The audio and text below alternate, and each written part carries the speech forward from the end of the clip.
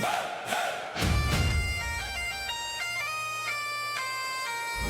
to the Fortified Podcast, where we take a stand against domestic violence, and we survivors have a voice. Please welcome our hosts, JT, Stephanie, and Jenn.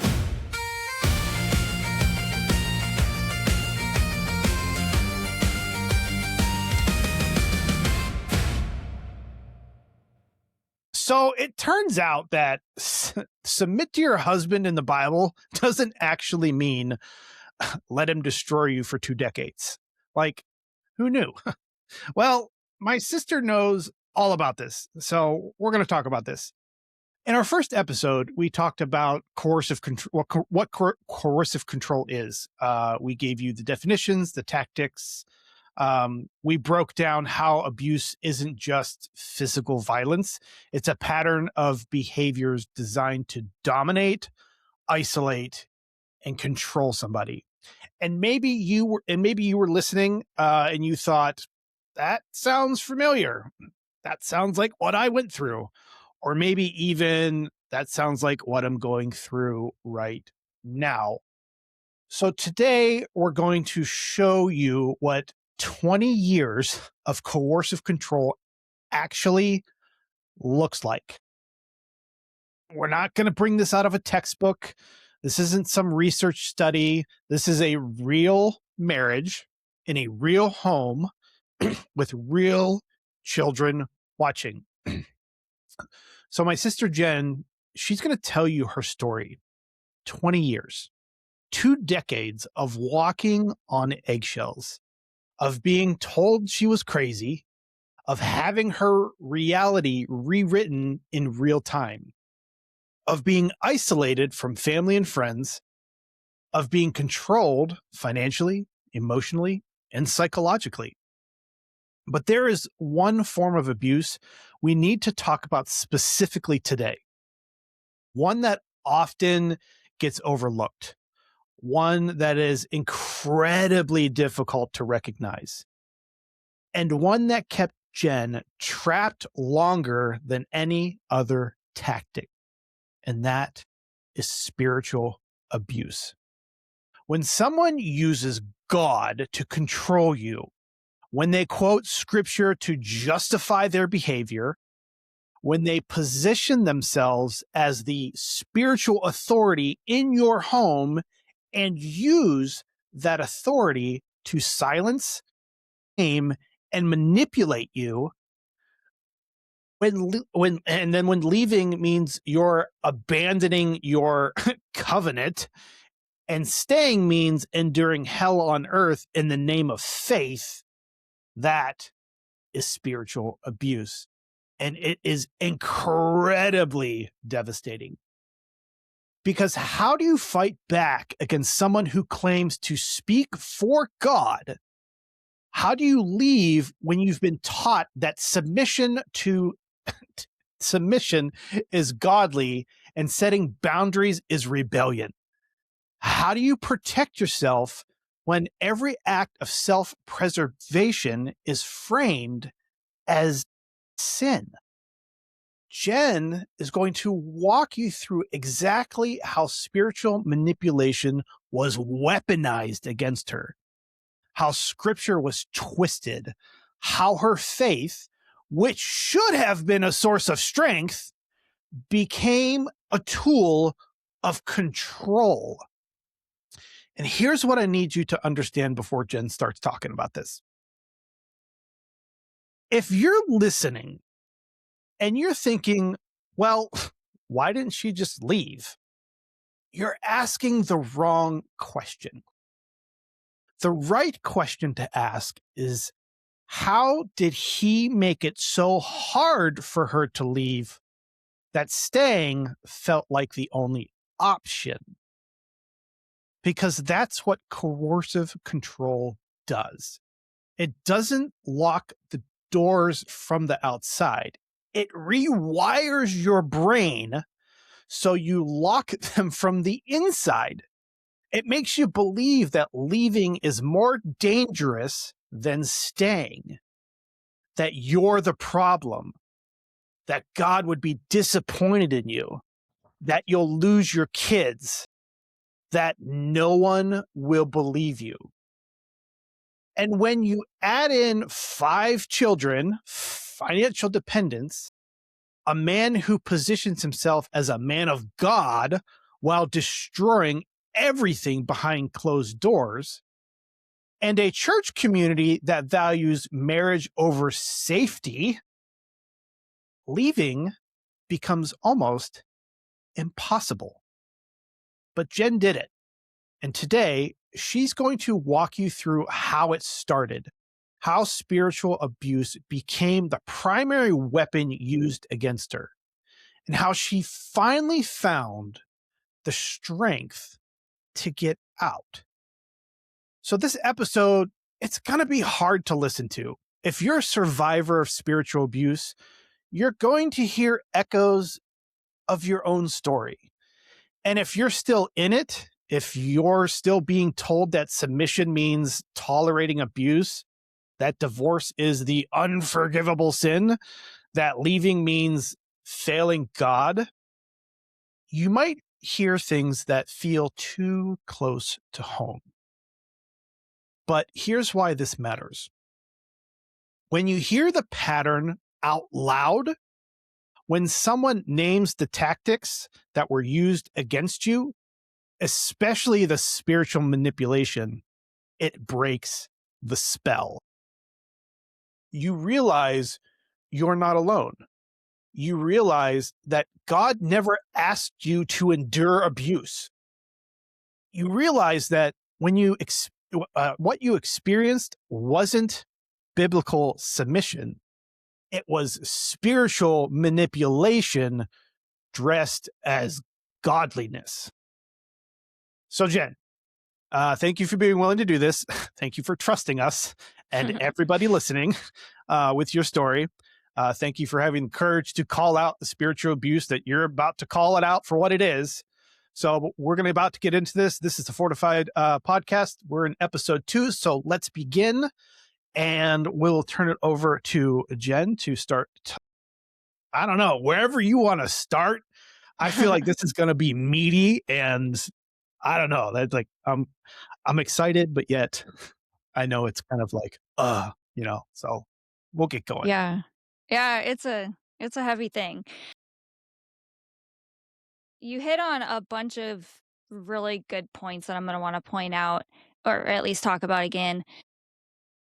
I probably should have been taking notes, but I think it's important to start at kind of the foundation, which doesn't say this is when the abuse started. It's just sets the framework for why the manipulation was so powerful in my life. So I just want to point out with spiritual manipulation, the reason why it's so powerful and so devastating at the same time when it's used against you is when a person chooses to believe in a higher power, you open yourself up to vulnerability. The belief that there is a higher power and that higher power has communicated with us as mankind. When you believe that, you want to know what this higher power has to say. It's the higher power. In our family, John, Steph, and I all grew up in a Christian home. We were raised in the Baptist church. And I just want to say, I'm using words like higher power and church generally on purpose. We very much believe this higher power is what the Christian community believes is God. But I think that it's still powerful if you believe, if your higher power is not the Christian version of God, it's still powerful. It's just as powerful because you really believe this. So, we were raised Christian, and I was one of those Christian kids who loved the community. I loved church. My friend group was the church kids. The most trouble we got into was toilet papering our pastor's yard a few times back in the day that you didn't get arrested for that kind of stuff. But it was all good and fun, and they forgave us eventually. But we weren't bad kids. I mean, we didn't really get into trouble. Anyway, all that to say that I had a love for God and a love for the things of God. So much so that I wanted to go to Bible college. I didn't really know what I wanted to be when I grew up, but I just knew that I wanted a closer, deeper relationship with God. So I figured, what better way than to go to this Bible school that literally at this school we learned the Bible for 6-8 hours a day. We called it the Bible bubble because that's all we got is Bible teaching and chapel, and everybody around was there for that purpose. So the whole environment was, I don't know how you don't get to know God in that environment. But I learned a lot. I learned a lot at that school because it did focus on the Bible, how to properly interpret the Bible, all the historical. It went through literally everything. And so graduated from that. That's actually where I met my first husband. We both graduated that school wanting to go into full-time ministry. So we got married. I was barely 20 years old when we got married, which right now seems crazy to me because I have 3 over the age of 20, and I cannot even imagine them married right now. And I mean, I look at 20 somethings right now and I'm like, there's no way. Anyway, in a lot of ways, I still look at myself back then and say I was a baby and what the heck was I doing? But we got married. I moved to Wisconsin with him.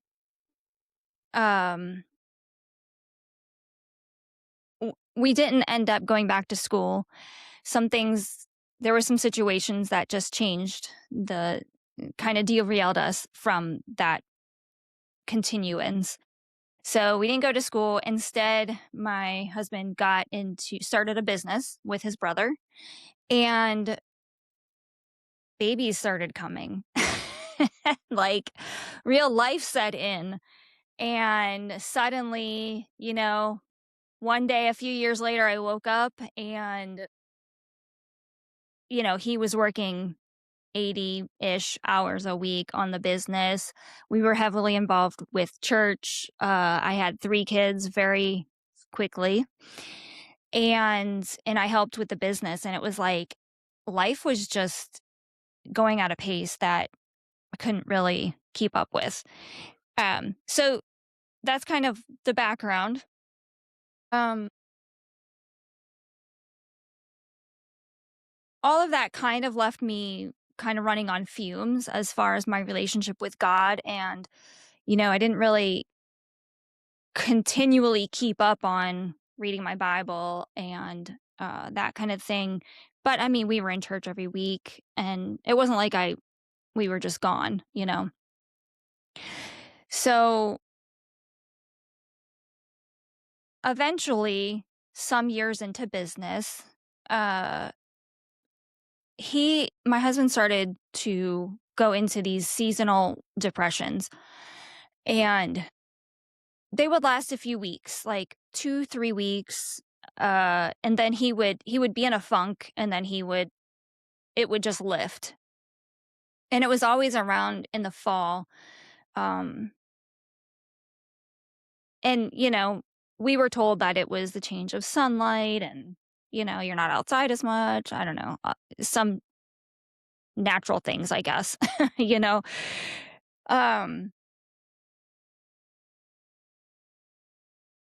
It seemed like That that seems like, looking back now, those things seem to be like the beginning of, I don't know, what I consider kind of spiritual attack. Um, I guess this is the best way that my brain can frame it. Okay, so a question I had with that then was when y'all went to Bible college, and then I remember a lot of this because like you and we'll call him Bill, came to the house, and this is where he like asked Dad for permission to marry you, and Dad got out the boat and the fishing lines and the concrete and all that as kind of a joke or whatever. And then you guys get married. Obviously, the concrete business is going. Life is crazy. Life is busy up to the point of that. So from the time of Bible college, you met Bill to marriage.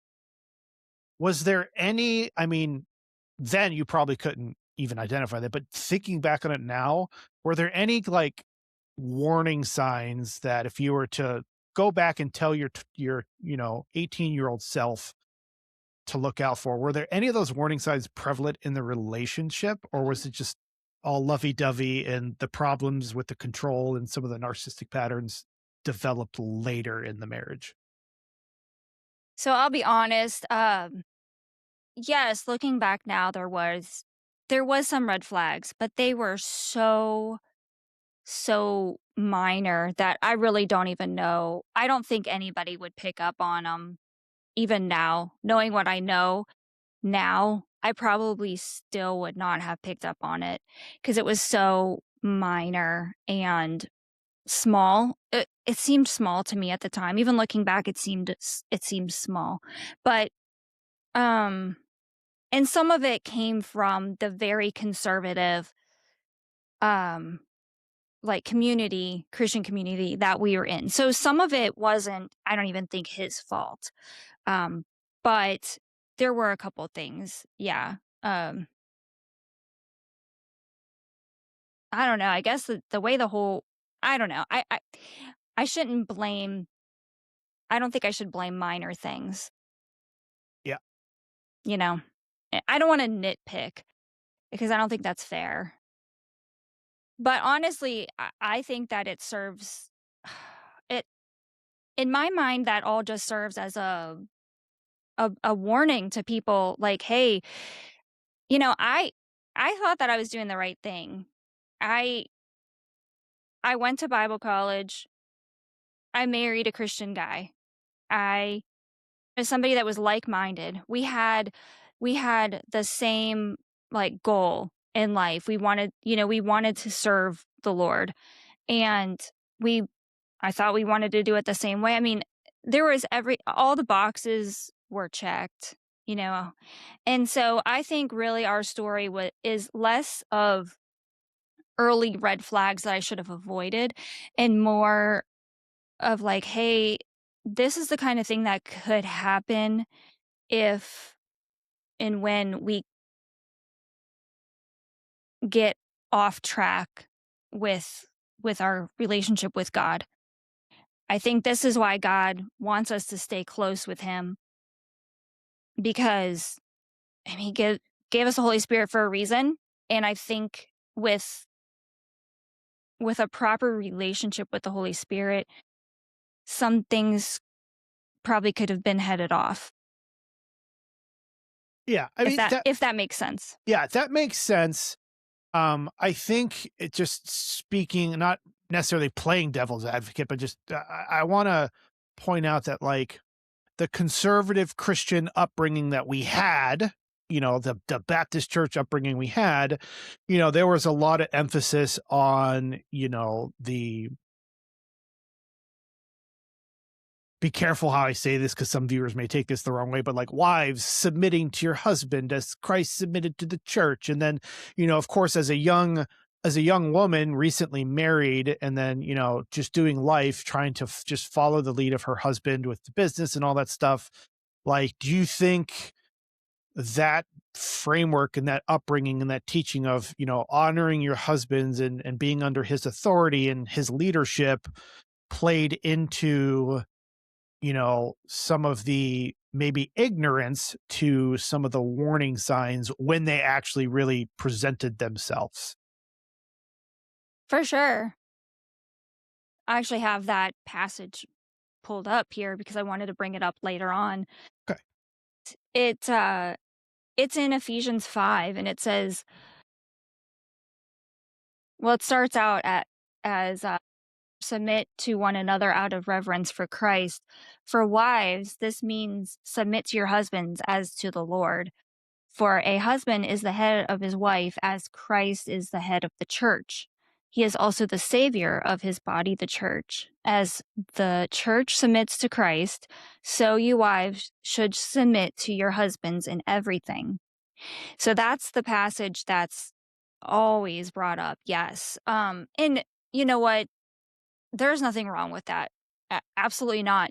Because the way it's written in the context of the whole book of Ephesians and the context of the Bible and really what God is going for, and it doesn't mean you're a doormat. It doesn't mean your husband gets to do whatever he wants and you just have to take it and treat you anyway and you have to keep submitting to him. That's not what it's saying at all. In fact, it says, as the church submits to Christ, let's see, where am I going? It says, for the husband is the head of his wife as Christ is the head of the church. So we're supposed to think of our relationship like Christ and the church. The very next admonition here is for husbands, and it says, this means love your wives as Christ loved the church. He gave himself up for her to make her holy and clean, washed by the cleansing of God's word. He gave himself up for her. Guys, that means he died. I mean, oh yeah, we forget that part all the time. Right. I mean, they don't like that part. As men, I mean, we'll spout out, wives submit to your husbands like all day long, and we'll never say, well, if you do that, I'll love you like Christ left the church and died. No, we don't. We forget that part all the time. Right. They conveniently leave that part out all the time. Yeah, and I think that's a key. I mean, that's a key distinction to really get into, is that, for believers out there that are stuck in these kind of abusive relationships, especially the spiritually abusive ones, like, when that verse gets thrown in your face all the time, it's like, you're so like beaten up. You don't even think about even challenging the second part of that, which is, wait a minute, wait a second, buddy. You want to sit here and put me you're supposed to love me like Christ loved the church, and Christ didn't like abuse the church. So what's up? But, I think it goes back to some of the things we were talking in episode 1, where like there's so much brain chemistry and psychological stuff happening in the brain when you're abused. It's hard to even like think on the level of rebuttal, and B, if you can think of a rebuttal, you're scared because of the whole retaliation side that we talked about last episode, about fear of retaliation. So if y'all missed that, go watch episode 1. When did so we're up to the part where concrete season, busy, Bill starts in on just some very minor kind of like waves of depression, comes down for a little bit, then comes right back up. When did, to your best recollection, as you continue on that story, when did it start turning into that stuff being pointed your direction and start affecting you versus, him just going in his little thing by himself and then just coming out and he's fine? At some point, it progressively got to the point where you became a target. Yeah. Well, that's also a little bit hard to pinpoint because, my brain will go back to, well, it started here, and then I'll think more and I'm like, oh, actually, no, all this was going on and it kind of was farther back, and I just keep going back farther. Really, the entire relationship, I felt belittled and like I didn't really have much value. Um, outside of taking care of the necessary things, I would take care of the house. I did everything in the house and took care of the kids and worked in the business. So outside of the fact that I was like doing those things, I just didn't feel like I had much value as more than a doer. There wasn't I feel valuable as a friend to my husband. I feel valuable as an equal partner. There was none of that. And at some point, probably halfway, into our marriage, I even said something to the effect of, I can't really tell you what's wrong, but it just it doesn't feel right. In fact, I feel more afraid of you than I do like that we're friends. Mhm. And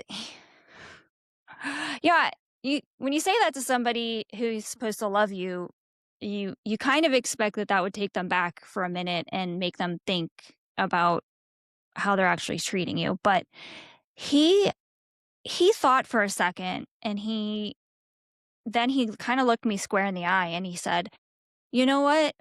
That's not a bad thing. That's actually kind of good." I was just like, To be afraid of him? yeah. I was just like, I'm not sure I didn't know how to take that at all. Like, what am I supposed to do with that? How is it good? And then, I thought back to other comments then that he had said in the past before that. And, all these little comments here and there spread out over months or years, it adds up.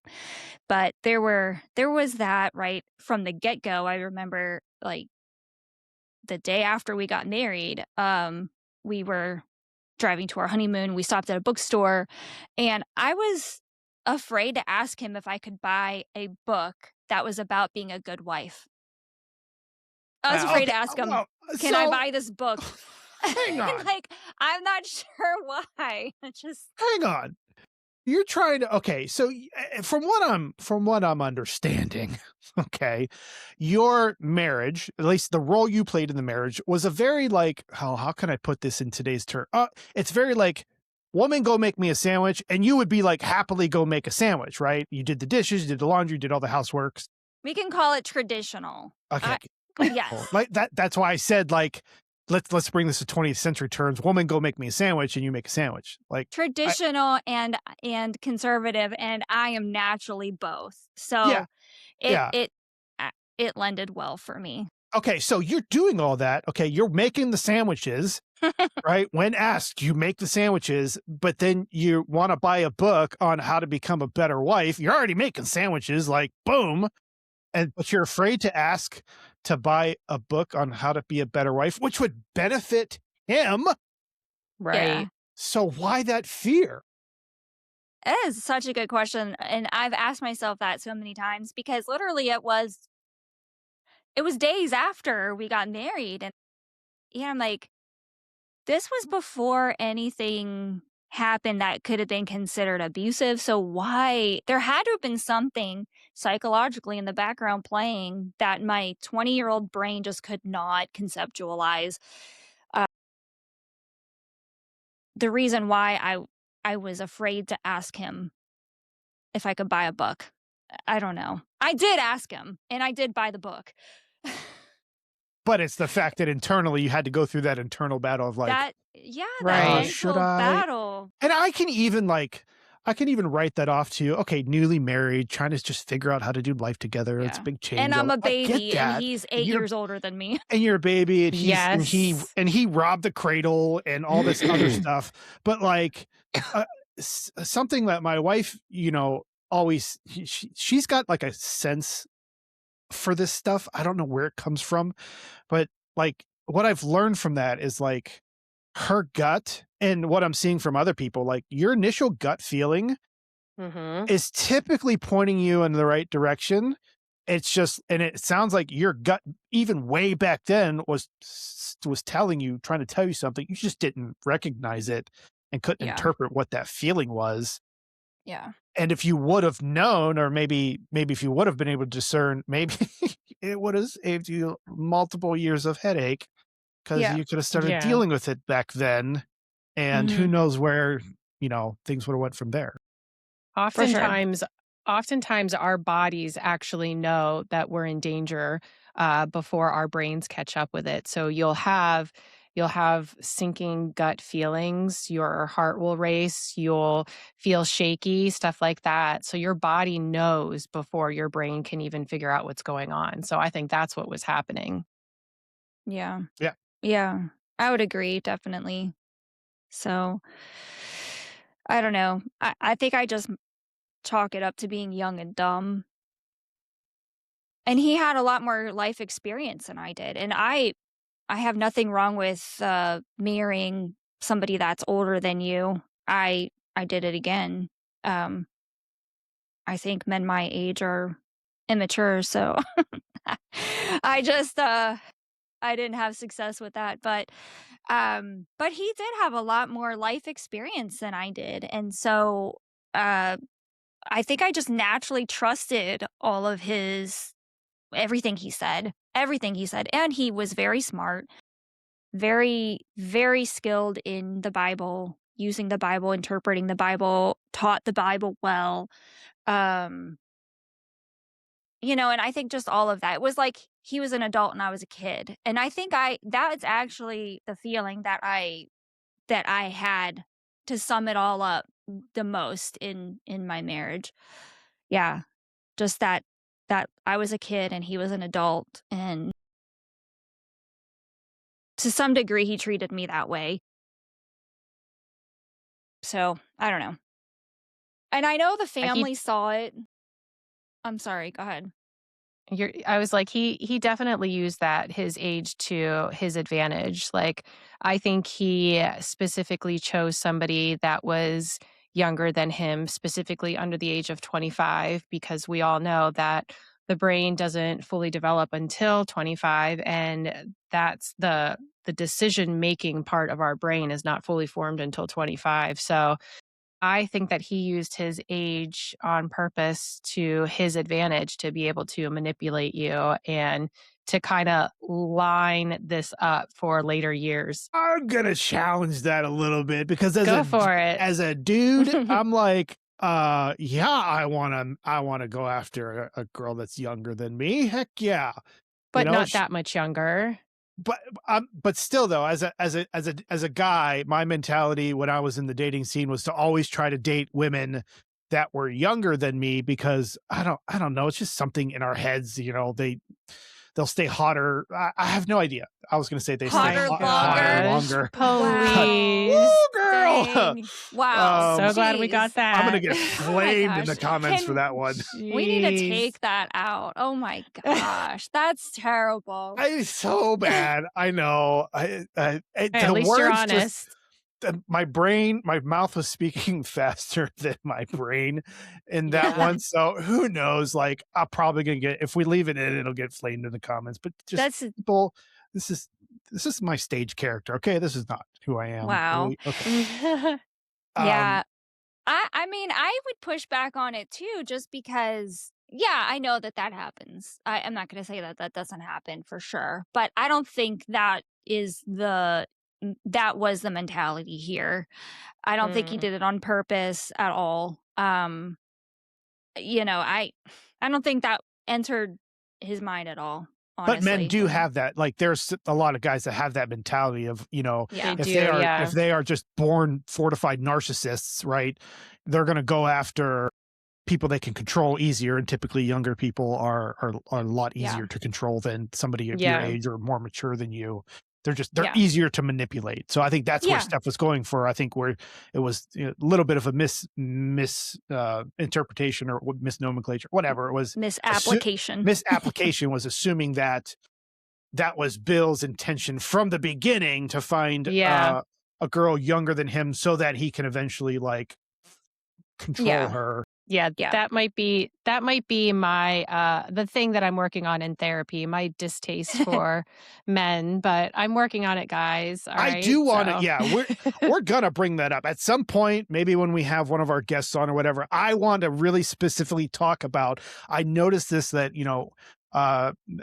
some women that come out of these abusive relationships and get on the other side, they develop strong, independent personalities, which is awesome and amazing. The big question I want to ask, we don't have to answer it here. This is just floating out there. Maybe in the comments you could start answering this, and we'll get to it in the episode where we have our guest on that can speak to this.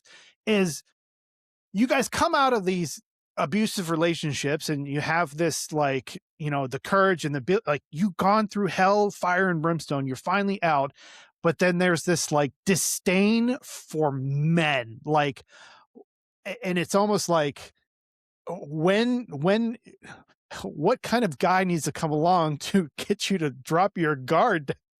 Or is it just you hate men for the rest of your life? So Steph's still working on it. I did go through a period of this though, and I was in the same shoes as Steph. I mean, I didn't trust any man at all, except for you, John, my brother, who actually, helped me. I didn't trust a single other man on this earth. So I went through that for sure. I think it's natural. A normal part of the process. Some of us just stay in it a little bit longer. And I think I had help getting out of it. I think for me, at the end of the day, I didn't want to be single the rest of my life after I did get divorced. I just didn't want to. And I didn't want to raise my kids without a father figure. And I wanted to try. I was hoping that I was going to get somebody that was going to be able to kind of correct what they had seen in their own father. And so I think that was in the back of my mind. And then I also have in the back of my head, this comes up much later in my story, but I mean, I had God like in the back of my mind, and I heard multiple times that I have somebody for you. And when I first started hearing that, in my mind's ear, I fought against it because I was like, I did that, I did it your way. I married the Christian guy who knew the Bible. Like, I didn't just go for the guy that claimed to be a Christian, like that just wore the title. I went for the guy who had some fruit, some backing to that. And that didn't work out for me so well. So yeah, not gonna do that. Thanks, but no thanks, God. Wait, so this is after you got divorced. You were hearing this like still small voice in the back of your head from the Holy Spirit saying, I got somebody for you. But I thought that if you're a believer and you get divorced, you are condemned to hell, fire, and brimstone when you die. Yeah, that's I don't know. Yeah. Nobody ever says it quite like that, John. I'm over the top. But divorce and then subsequently remarriage in a conservative Christian community is looked down on as one of the worst sins. And I don't even think, not the circles that I ran with would not have said that you're going to hell for it, but it definitely was always something very frowned upon, very looked down upon. And you know what, to a degree, for good reason. So, our culture, you just get divorced because, like, I don't like you anymore, right. and we've fall lost out of love. we've lost the sense of commitment that Mhm. our grandparents used to have. The stick through thick and thin kind of commitment level. And that's something that I had to really fight with. really fight with, because, to me, I made a promise when I said I do, and I went through vows, and I said those vows to God, not just to my husband that I was marrying. And I just, I felt like I was breaking my promise, and I just didn't. That's not what I wanted to do. So for me, staying in it too long was because I made a promise. I made a covenant before God, and the promise was more than just to the human that I married. It was to the higher power that I believed in, God, who set the boundaries, set the rules, But it's just that there's not enough talk in the Christian circles. At the same time, we're talking about divorce is a sin. There's not enough talk about the reasons why someone might need to get divorced. There's too much talk about what might be a legitimate reason to divorce. I guess it's framed in that way, as there's a couple of grounds that divorce is allowed in the Bible, and that it's not a sin. So that would be adultery. Is there another one? If your spouse dies, Abandonment or abuse. Abandonment is debated, and abuse is like not even talked about. And that's the problem. So, adultery is the legal grounds that God is like, okay, you can get divorced. But we don't talk about what happens.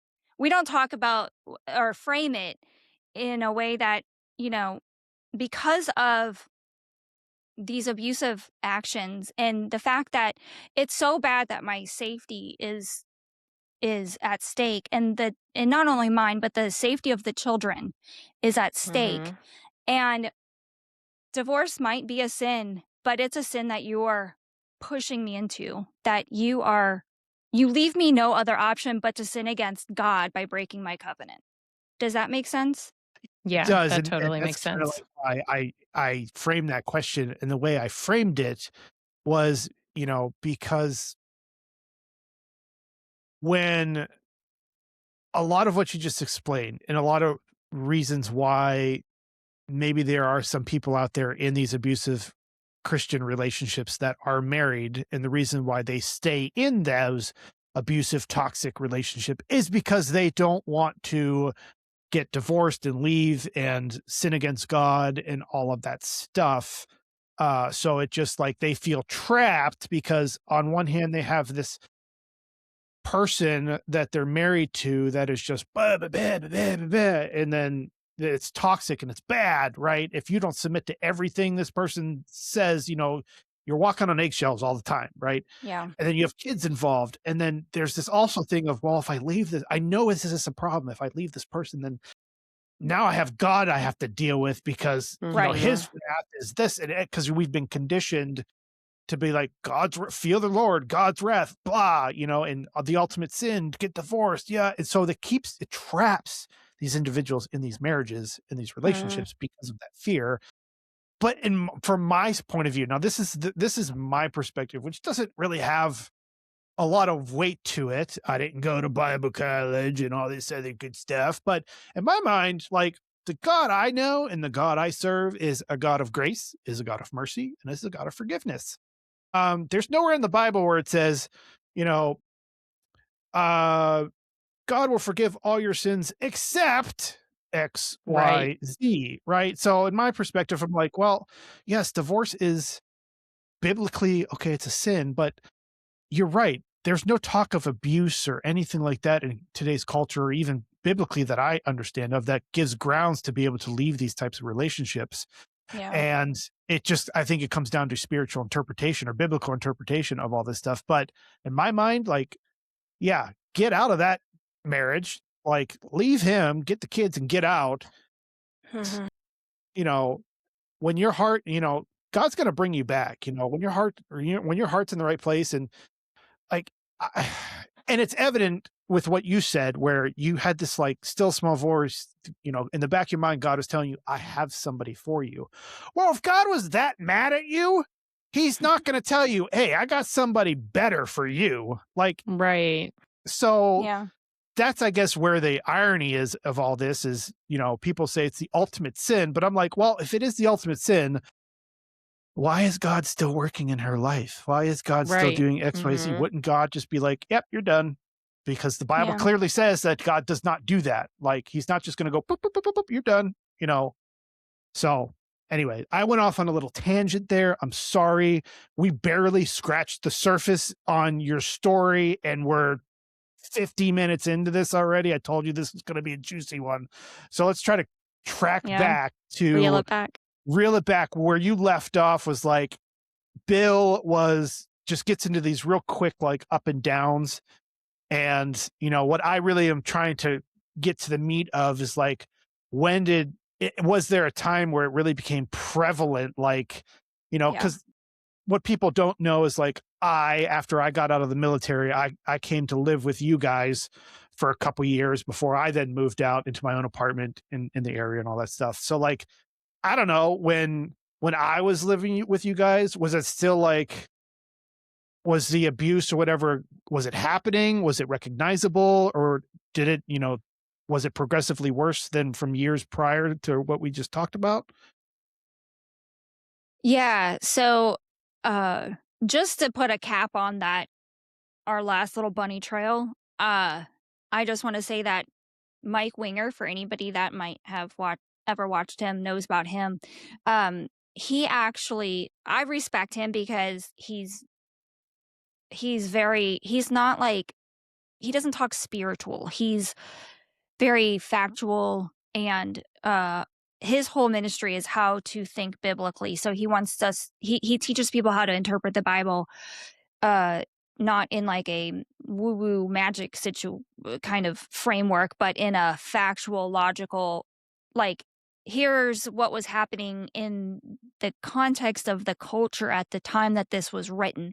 And this is how the author meant for the people he wrote to understand this. And we don't have the same situation today, but we can pull the uh like the morals of the stories out, you know what I mean, kind of deal. So he's very logical and very like research based in his teaching. So he did a very long video. I think it was a couple videos, but about divorce and remarriage. And this was really the tipping point for me of his explanation. Back to Mike Winger, I'm not going to explain his video, but maybe we'll just link it in the description or something. Yeah, we can do that. You know, shout out to Mike Winger.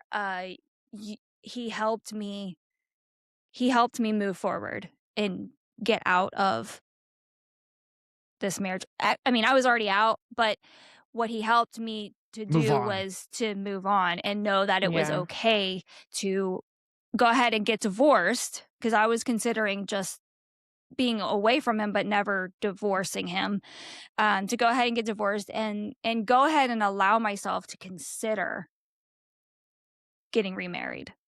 So I would encourage anybody to go ahead and spend the 6 hours or 4 It's a hours or good whatever watch. it was and listen to that video. He goes over every single case in that he could present biblically, that it would, you know, God's not going to scorch you for getting divorced.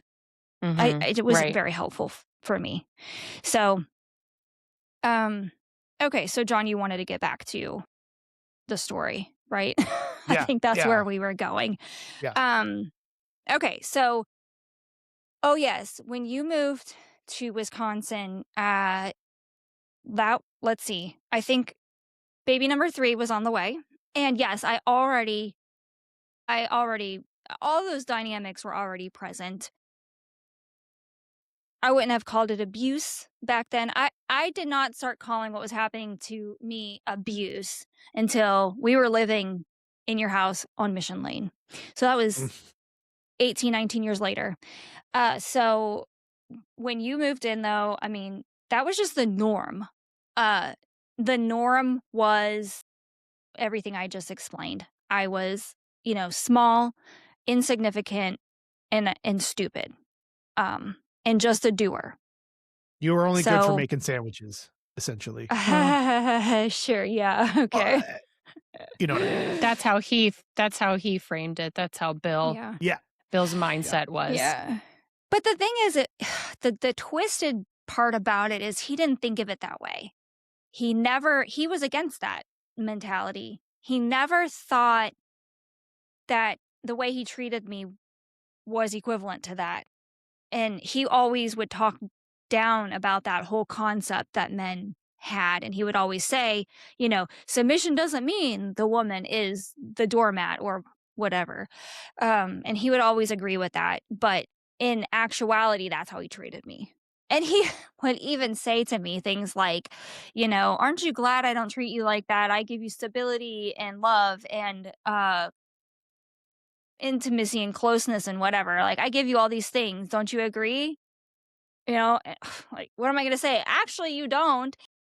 In fact, one of these times that he said something to that effect, I did say, actually, I feel stupid with you a lot. And Steph, do you remember the time that you and Mom planned to come visit me in Wisconsin? I don't remember what year this was. I don't even remember what kids I had. This was after, though, John, this was after you lived with us and moved out. We were living in the West Bend house. So, anyway, but you and Mom both bought plane tickets to come see me, and he said something to me to that effect, and I pushed back on it, and I was like, wow, actually, that's not how it is. And instead of it leading into a conversation, he blew up. I mean, yelling at me, punched a hole in our pantry door because he was just so mad. And this was one of those times that I was talking about that he, when talking about that situation, he completely reframed it as my fault. And I bought it, hook, line, and sinker. So, and I remember, Steph, I called you and I was like, yeah, you don't ever be like me. And I was crying and I'm like, you can't come visit me. I'm sorry. I know you already bought your plane ticket. I'll pay you back somehow, someday. Right. Yeah. And I you do were remember like, yeah, that. don't worry about it. And I had to cancel remember Mom that. coming because that was his punishment. That was Right. I was like, but they already bought plane tickets. What am I going to tell them? I don't care what you tell them. Tell them about what a terrible person, what a terrible wife you are. And because of that, they can't come. But they are not Yeah. allowed to come. Do not let them step foot into this house. But I'm like, okay. So I remember telling you, and I don't remember what I told Mom, but I mean, it had to have been along the same lines. I just remember telling you, Steph, don't be like me. Don't ever grow up to be like me.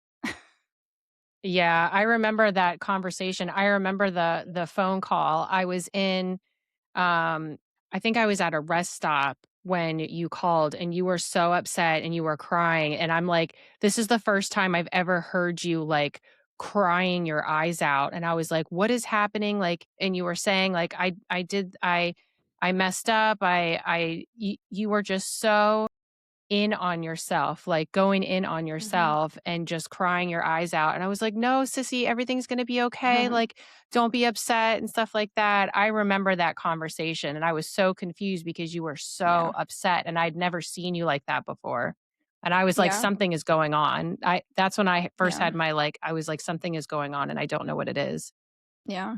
And I mean, you were a teenager then. So you couldn't figure it out at all. But yeah, it just that kind of stuff had just always been present. So I can't, John, to answer your question, I still can't even pinpoint, where I mean, there's points that things did change and things got worse. So, Bill's depressions, year after year got worse. And I think the family started thinking and kind of noticing some other things, meaning like his mom, his dad, his stepmother, brothers, like people that were closest to us started noticing some things about these depressions are cyclical and seem to be getting worse. And they started seeing some other patterns too pop up. And so, uh, you know, they started mentioning maybe you should get checked out for these kind of things, like, mental health is real. So nobody at that point in time was pointing the finger at him in any kind of a bad way, but was just genuinely concerned. You keep going through these bad depressions and they're getting worse and you're struggling with other things and different. He was starting to struggle with sleep to where he, like, insomnia started to set in. And it seemed to at first go hand in hand with his depression cycles. But it was enough it's just one example of something additional that started to happen. Changes, and it seemed like these things were getting worse. So he never wanted to even consider any of that. Never thought that there was something wrong with him. Just thought, people get seasonal depression and that's what I have. So that was normal. It really got bad.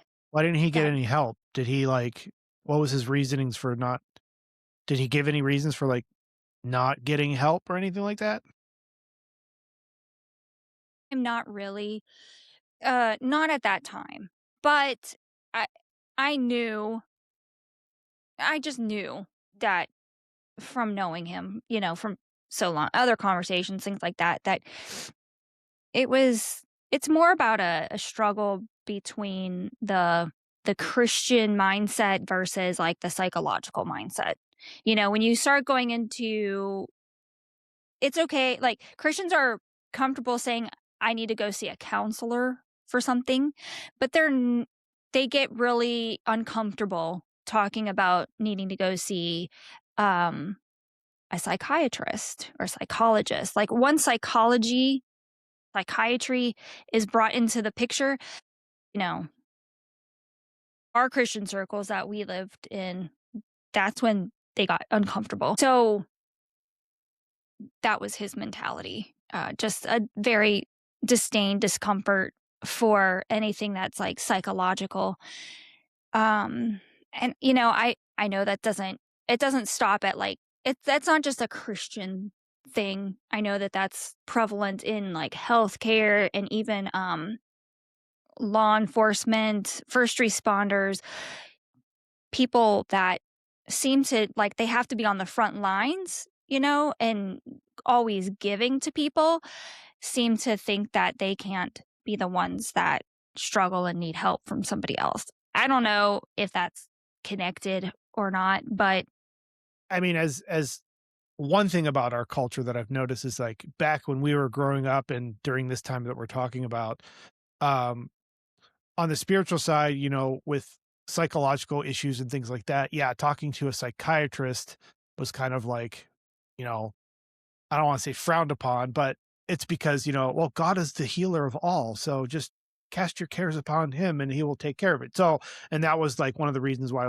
no, I don't need a psychologist. I just have God. And, I can talk to a Christian counselor about this. But moving on to today's culture, one thing I have noticed being adopted more and more is, since services like BetterHelp and all that came aboard, like people are more accepting to, talking to somebody about issues. And I don't think it's no longer, because at least from a man's perspective, at first I was like, well, talking to somebody, a psychiatrist, a professional about my problems is a sign of weakness. Like I am lesser of a man because I feel that I need to go talk to a stranger about the crap I'm dealing with. I should just suck it up. Right. So, but I think that's the difference between, and that's how some men think, but I see in today's culture that's being more getting health services, mental health services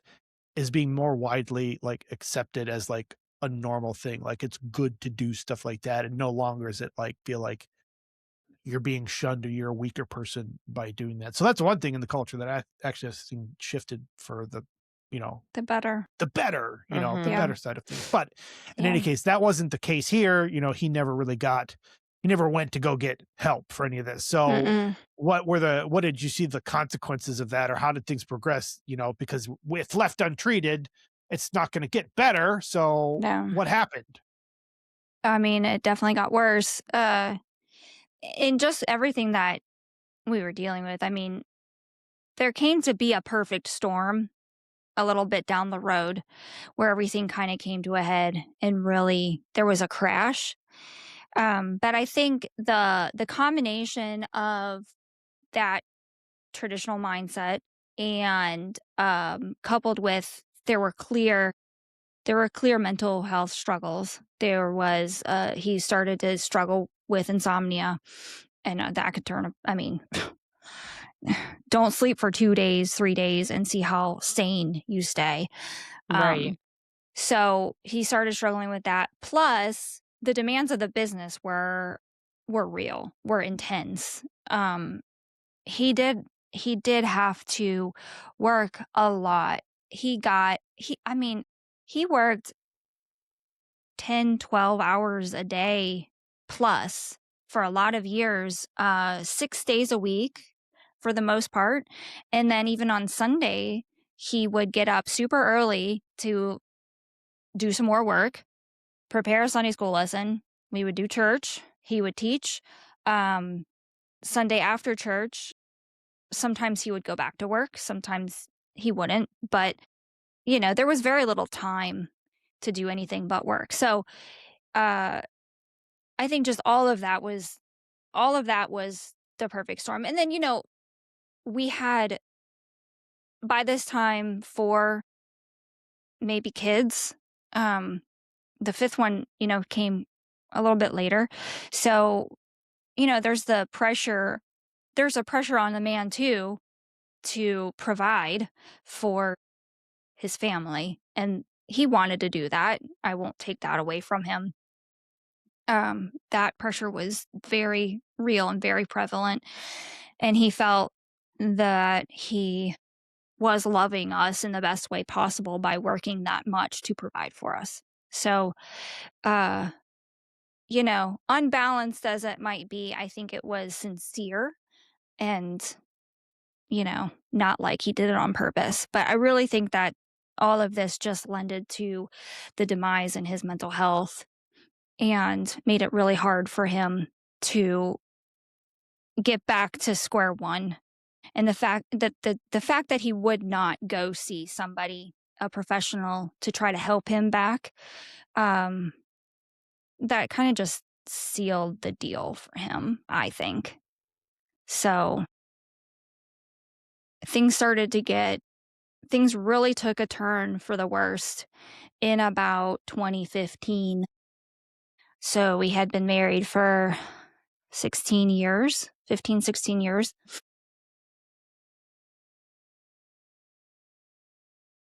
The winter, so he owned a concrete company with his brother, and that meant winters in Wisconsin there was no pouring concrete. So we had about 4 months off. During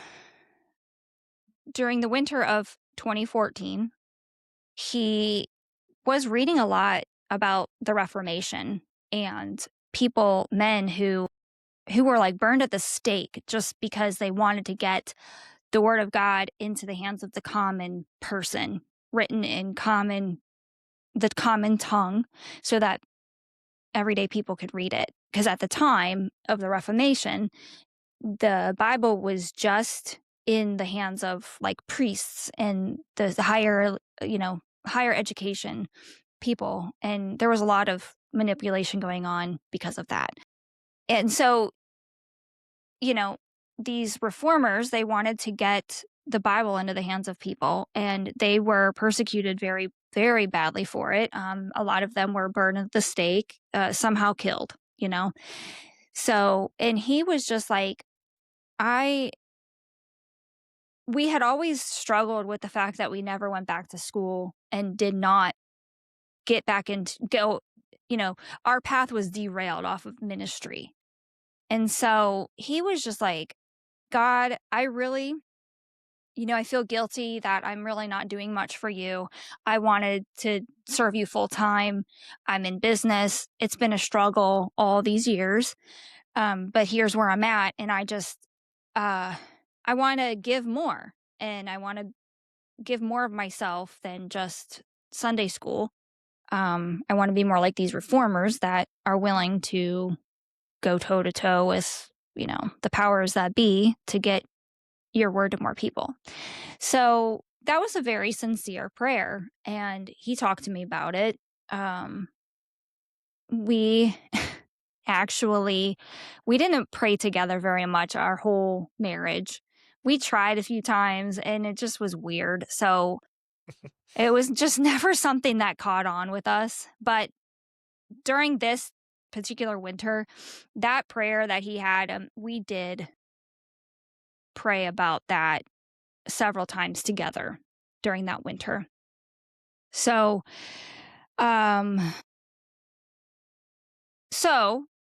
he ended up, there was a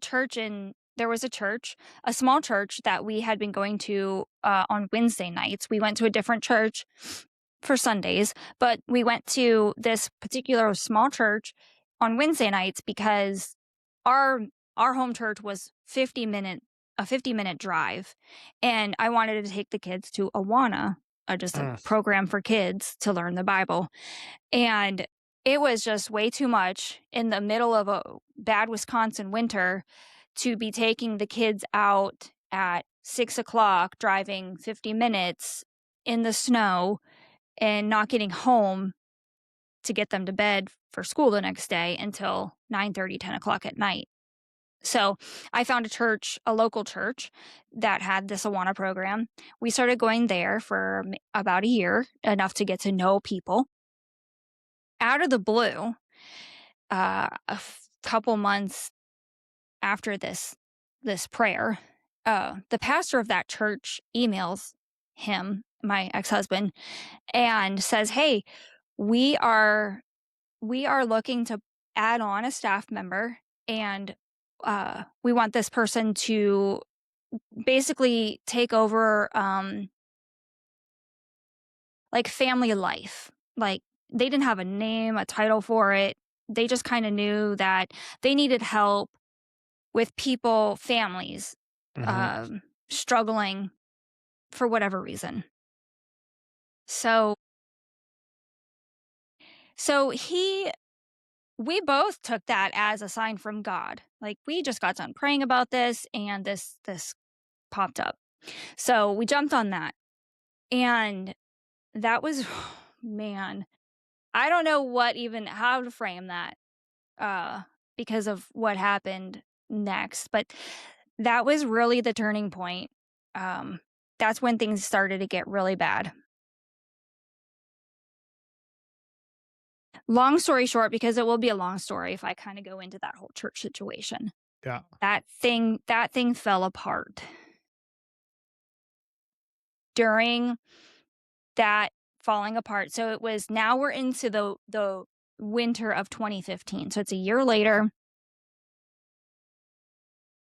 He was planning on getting out of business, like just giving the business to his brother and walking away from it so that he could do.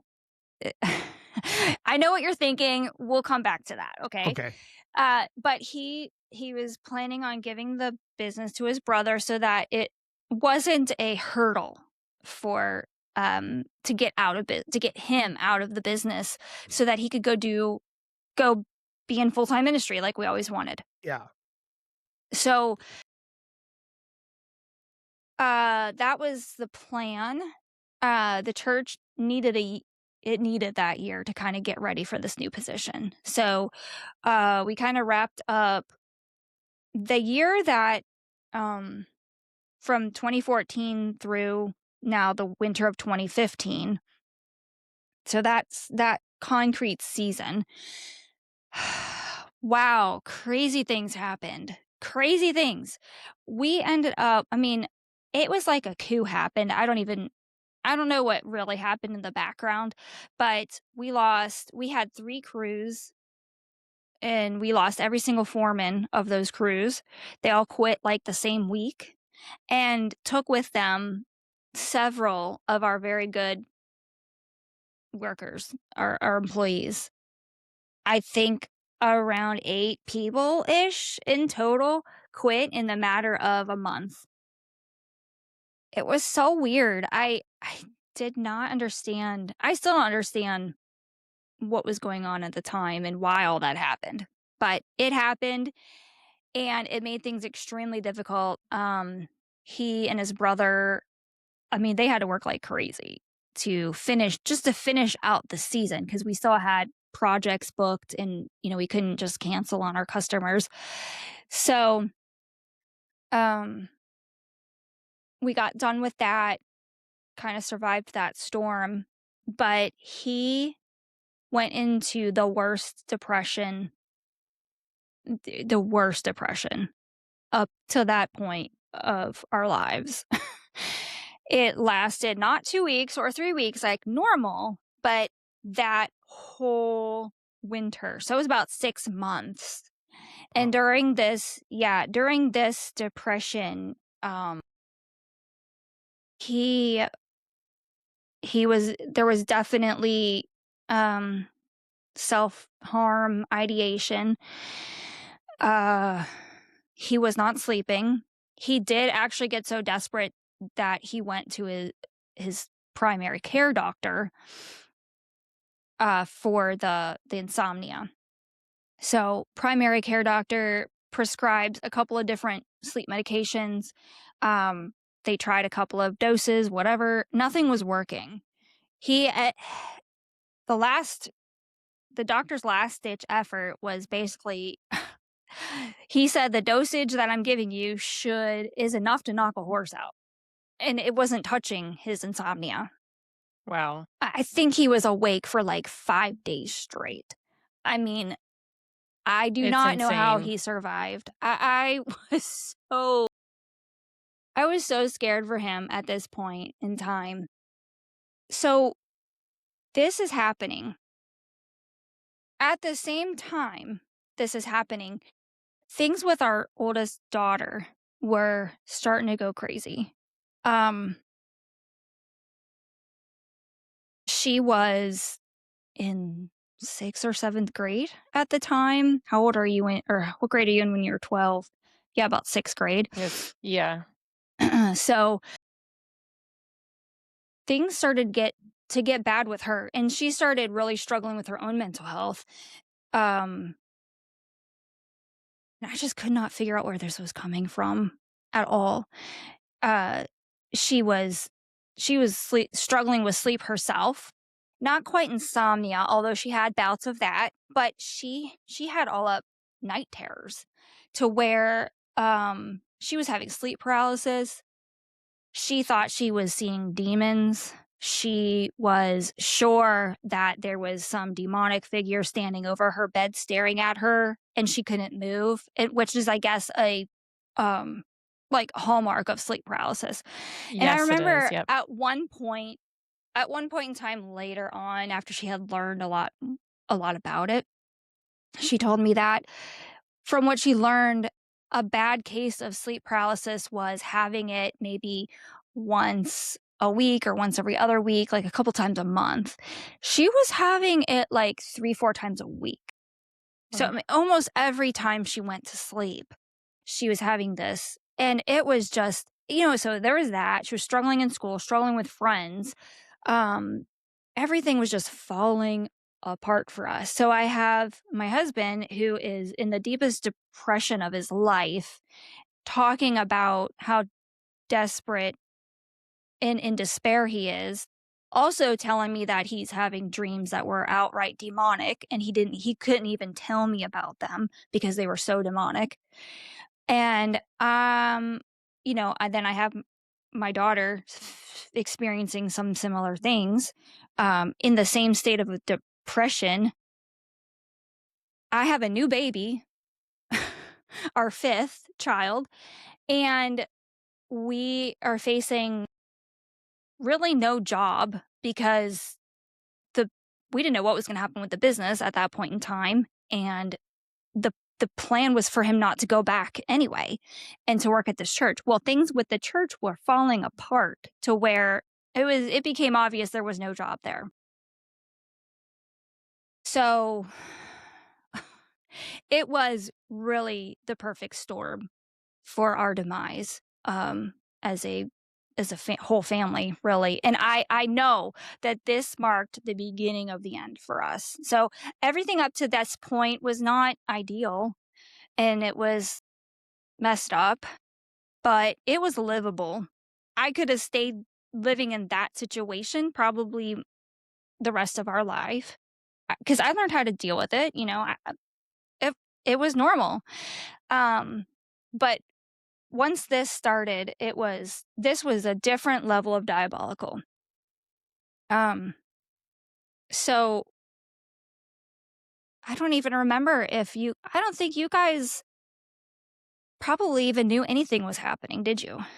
At that point in Not time. really. I knew, yeah, recall, I recall the opportunity, with the church. I recall that opportunity because I don't know if I was talking to you about it or texting one day about it or something. Like, I didn't know, and then I knew it fell apart. I didn't really have details about why it fell apart. I just knew it fell apart, and then that's the context I have of that whole scenario. Like, that's it. Mhm. So I knew about the church opportunity, but I didn't have context of everything else that was going on with the business at that time and all the stuff, all the other things that you were dealing with. Yeah. All the stuff that we talked about before this, I mean, everything just kind of intensified like 100 times. So at that point in time, I was begging him. We need to get help. I cannot do this by myself. I'm dealing with your stuff. I'm trying to help our daughter. Baby, church, like life is still happening. It Yeah. doesn't It's a stop and wait lot. for you. It does not Right. stop to wait for you to catch your breath. And I'm like, Right. I'm at my end. I can't deal with this alone.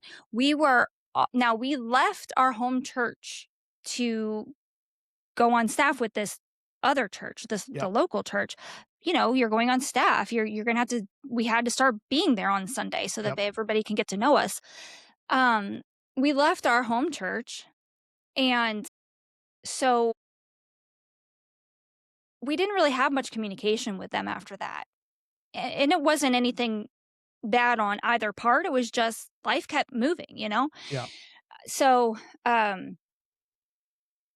we didn't have that. I didn't have the kind of relationship with our family that I could just call up dad Yeah. and be like, hey, life is crazy right now. I need to talk. I didn't really have close friends. Actually, I didn't have friends at all. It sounds really pathetic, but I was truly alone Yeah. in all of this. Our church family that we had, the little church, I mean, people are just getting to know us. There was a couple there that their family was very similar to ours. They had 4 kids, similar ages. They were the sweetest couple, very down to earth and just like great friends. They really stepped in and tried to help us. But my husband refused all help. At that point in time, he was so paranoid and he was just so far gone, that nobody was allowed to help us. I wasn't allowed to talk to anybody. We had to keep up a front. We had to keep a mask on when we went to church. So we lived in hell the whole week and then had to get dressed up. It was even more traditional church than what we were used to before. So they were of the mindset, well, not all of their congregation. It wasn't like a congregational rule, Yeah. but, Mhm. you know, they were more of the traditional. They had a lot of, I would say 50-50 to where Yeah, okay. like, you know, women looked a certain way, men looked a certain way, Mhm. all very sweet people, but very traditional. Yep. So we had to fit in. We had to Mhm. wear that. And I just remember screaming and yelling at me and the kids all the way to church, and then get out of the car and put on the mask and walk into church, and you better be smiling, and the belts better be on the kids, and you know, nobody should have forgotten anything. It was usually because, you know, one of the boys didn't have their belt or their socks didn't Yeah. match, or I don't know. It was always something really stupid. So, but yeah, by the time we got into church, the smile had to be pasted. So, you know, we couldn't let anybody there know that we were struggling like this. Right. And the staff at the church knew something was going on. The pastor and his wife were the most involved, but had really no, I don't know. The pastor would come over every once in a while and talk to us and talk to him. Nothing helped. And I don't think anybody really, just don't think anybody had the right framework to put it in. Mhm. There was a point that, you know, we walked through this from November, December, January, February, March. So like 5 months into Yep. this, I was so desperate because, you know, he started talking to me about demonic dreams and how he felt like he was this 200-pound man holding on to a thread. Like, he was at the bottom of the thread and he was just holding on for dear life, uh, to, you know, in this big cavern underneath him that he would fall into, and of like despair. Mhm. And Yeah. I'm just like, I don't know what else to do. I didn't know what else to do. So I just went back to my roots, and I knew of a passage in the Bible in James. It's the end of chapter 5. I just started praying, and that was the first time of my life that I fasted. Didn't really know anything about it, but I just knew like people who pray earnestly, a lot of times they fast. So I fasted, ended up being about 4 days. And I was just begging God, please, you have to show me something. I got to know how to help him out of this, and give me some framework to understand what's going on. Like, I just can't make heads or tails of this, but I know that I can't live like this forever. We are dying. All of us Yeah. are dying. Mhm. So after that, this passage came to my mind. And, you know, I guess I should pull it up. So yeah, this passage in James came to my mind, and it's James chapter 5. I'll just read it real quick. It's at the end. It's verses 13 through 18. And it says, "Are any of you suffering hardships? You should pray. Are any of you happy? You should sing praises. Are any of you sick? You should call for the elders of the church to come and pray over you, anointing you with oil in the name of the Lord. Such a prayer offered in faith will heal the sick, and the Lord will make you well. And if you've committed any sins, you'll be forgiven. Confess your sins to each other and pray for each other so that you may be healed. The earnest prayer of a righteous person has great power and produces wonderful results." And then it gives the example of Elijah. Elijah was a human just as we are, and yet when he prayed earnestly that no rain would fall, none fell for 3.5 years. And then he prayed again, and the sky sent down rain, and the earth began to yield its crops. My dear brothers and sisters, if someone among you wanders away from the truth and is brought back, you can be sure that whoever brings the sinner back from wandering will save that person from death and bring about the forgiveness of many sins. So I was earnestly praying. Yep. And fasting. And that's the passage that the Lord brought to my mind. So I thought, you know what? I don't come from a Christian community that really believes in this, because that, to me, that was more in like the charismatic church. That was the Pentecostal belief that, healing and all of those sign gifts that were in the book of Acts, they believed that those were for today, and us Baptists really didn't. Like, we believed that those had ended after the apostles died. And so, but I'm like, but I can't argue about what it says. I mean, how do you make it any more clear than this? I prayed very earnestly. I didn't know how to pray any more earnestly than I did. And this is the passage that I believe the Lord led me to. It could have been anything. Yep. Right. And it was that. And he was definitely sick. Yes. There was definitely sin involved, but I was focusing on he's sick. He needs healing. Like, if we do this, and if we get over our traditional conservative Baptist ways and have faith that what God says would work, then maybe he'll honor that. And so I talked to the pastor of this little church, and I said, can we just try this? Like, what's it going to hurt? And he agreed. He said, you know what? Yeah, let's do this. So I talked with, it was a very small staff. It was the pastor. It was like a guy who was in charge of the youth, and then 3 or 4 deacons. I mean, that was the church leadership. So those were the elders that I had to work with. So I sent out an email with the pastor's approval, and he approved the email that I sent out before I sent it. So I made this email, and, I have to kind of pep talk these guys because we are conservative Baptists. Like, we don't believe in this, So I had to kind of state my case as to why I'm suggesting that we do something that doesn't really fall into our traditional beliefs. And I made this whole case for faith using all kinds of Bible passages. And I'm actually pretty proud of that email that I sent. I do not have a copy of it. I wish I did. I really wish I did. I've tried over the years to find it, and I just can't. It's gone.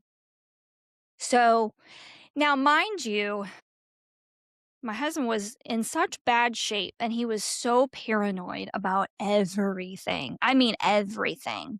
If I texted somebody, he was all like, who is it? What are you talking about? What's, is it about me? What? He was so, but it was a result of everything that he was going through. I mean, I don't think that he was being abusive to me at that point. He was just paranoid. He was just having a nervous breakdown. I mean, I don't know. But he was so paranoid, and he would not let anybody help. He wouldn't let anybody in to even try to help. So, I was like, I thought there's no way I can tell him that, hey, by the way, I'm getting the elders of the church together, and we're going to go to church on Friday, and they're going to put their hands on you, and we're going to pray that this lifts off of you. I couldn't say that to him. I couldn't tell him that this was what I was planning, because he would have said no. He would have shut it down immediately. This was not what we're going to do. Oh, I said something. You But said saying- something? No, I Staying said in something that's not coming. better. Oh. You said, yeah. Yeah. So I didn't tell him. And I mean, when I tell you that I was a pro at hiding things, because I had to hide for so many years the things that I was going through. and I Right. was very good at putting a mask on. I hid this very well. I did not make a mistake. But the day before this was supposed to happen. Now, mind you, the whole winter, he spent the whole winter on the couch. He barely moved. He barely got up from the couch. He slept on the couch most nights. He just really didn't leave this couch. Okay, from the night before, I'm doing dishes after dinner, and he's pacing the house anxiously, just pacing around, and I'm like, what's going on? What's wrong with you? Like everything wasn't wrong, but Right. Right. man, I'm like, what's going on? And he just looked at me, and he looked at me very angrily, and he's like, I know you're up to something. I don't know what it is, but I think you and my brother are planning something. You're planning to take over the business, to take the equipment from me. I don't know what you're planning, but I know you're planning something. You're up to no good. I was like, that's not at all what's going on. Like, we're not talking about the business at all. Yes, his brother was a part of this email. I shared it with the elders of the church and his very close family. His brother, I'm pretty sure I sent to his mom and his father, his stepdad and his stepmom, so that they weren't going to come. I did invite his brother to come. The rest of them weren't going to come, but I'm like, we have to have people praying for us. I didn't want to blast this out to everybody that knew us, but at the same time, I wanted prayer support, So, yes, Ryan and I had a conversation or two, and there was a text, going back and forth or whatever, but it was about this. It had nothing to do with the business. What he was convinced that his brother and I were working behind the scenes while he was at his weakest time, that we were working behind the scenes to take the business from him, to sabotage it. And he wouldn't let up. He wouldn't let off of this. I kept telling him nothing like this is happening, and he would not let off. So finally, I just said, look, that's not what's going on. I have been talking with X, Y, and Z, and this is what we're planning. And we want to just pray for you. And we want to do what God says in the Bible to do, so that he will heal you from this depression. We want to do good for you. And oh my goodness, it was like I just took cut the head off of his favorite something. I don't even know. You thought that I just shot somebody. I killed something right there. It was not relief that people were planning to come together for his good. It was not seen that way at all. It was seen as underhanded. Everybody's going to look at me with this label of suicide on my head. And I have to go to church like that and know that they're looking at me weird. And I'm like, oh my goodness, that's not what's going on at all. It's like 4 years of Bible training just out the window, Right. Yeah, seriously. I mean, it was, yeah. Everything was, oh man, I call this. So this all happens. And then, of course, I had to cancel it. He refused to go. So I called it off. And of course I'm upset and I'm crying, and the youth pastor was like, are you safe? Do we need to be concerned for your safety at this point? I'm like, I don't think so. But Right. At this point, I don't even know what I don't know. I don't know what I should be afraid of, what I should be concerned about. I just know that at that point in time, the walls shut on me. And I went from a box this big, living in a box like this, to this.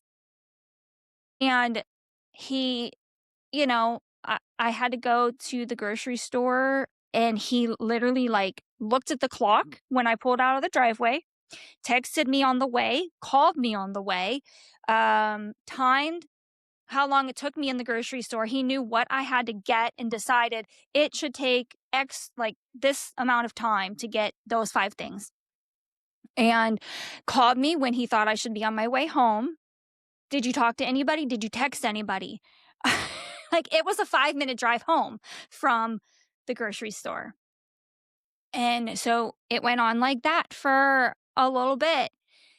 And I just dealt with it. I mean, I didn't have anything nefarious to hide. So I'm like, fine, helicopter me all you want. You're not going to find anything nefarious going on.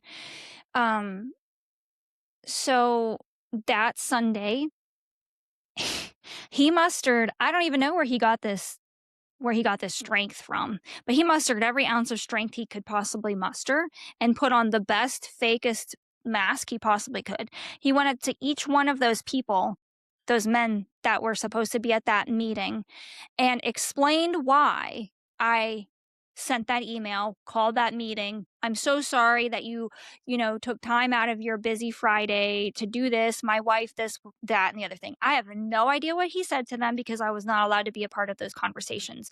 And none of those men told me what he said. So I really have no idea.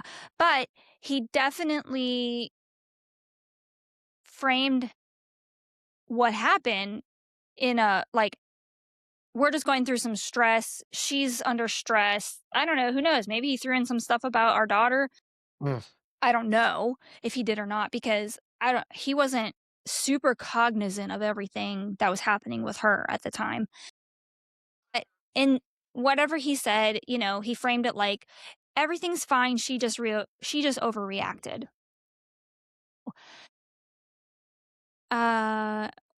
We didn't go to that church for very much longer.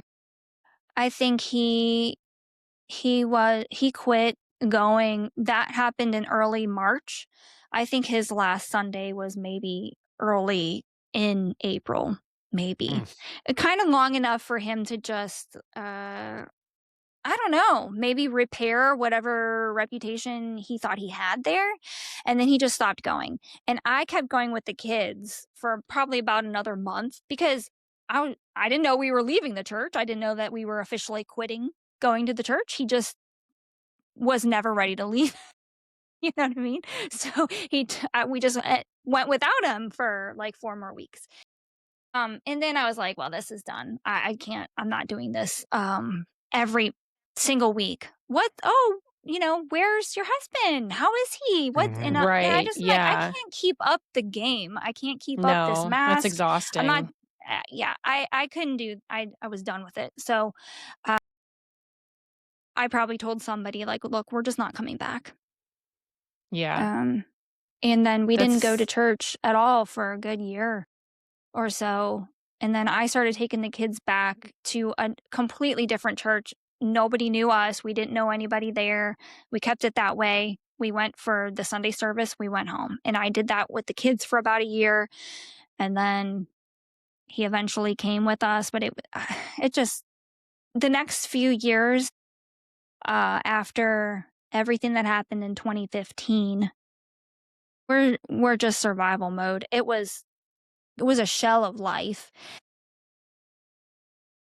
After all of that happened, at some point, I remember being in the kitchen, and I don't know, he was yelling at me, or we were in an argument, or I don't even remember, but it was after that whole explosion. And I just remember this vision. I mean, a mental picture comes to your mind. It was so strong, though, that it was like a vision, okay? And again, our Baptist framework doesn't include visions. So, but I don't know how else to explain it. I just pictured this atomic bomb That's what was in front of my eyes at this time. And it was literally communicating to me the death of our relationship, the death of, it was the death of a lot of things at that time, things that I didn't even quite recognize at the time. But it was definitely the death of our relationship, the death of our marriage, the death of our family, the death of my relationship with God as I knew it. Yeah. Nothing was the same after that. And Yeah. I didn't know how to get my bearings after that. So that was definitely, I have always referred to that time period as the atomic bomb. And honestly, things never went back to any semblance of normal after that. Mhm.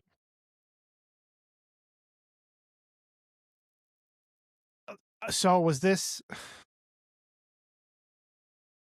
in this time period where you guys were just in like survival mode? You made mention of like, you know, he got in an argument and he was yelling at me XYZ. Like, did you, now looking back at that, the escalation of, you know, whether that be coercion or abuse or just talking down to you, like I'm assuming that increased because you guys are in this survival mode, and you know, he up to that point had refused any and all attempts to help him, um and now stopping and quitting and not going to church, that's not a step in the right direction whatsoever. So I can only imagine the, you know, the arguments frequencies increased, maybe some of the, you know, talking down to you increases. Like, was there that going on as well, like as you're living in the survival mode but also having to live through increases in, like, you know, That kind of stuff. that kind of stuff? Oddly, no. Yeah, I know this is going to surprise you, but when he was in his depressions, it didn't matter how long they were, but I feel bad for saying this, and I felt bad thinking it then too, but when he was in his depressions, I had value. I became kind of like the rock, and he looked at me like that. So now I had value, and he talked to me like a partner. He appreciated what I did. He respected me. And I never had that outside of his depressions. So when he wasn't in depression and everything went back to normal, when I was tired of normal because of what our normal was, I would be like, God, I feel horrible for saying this, but I kind of just want you to put him back in depression. Yeah. Yeah. Because like I don't ever feel, I just feel like such a worm when he's not. And Yeah.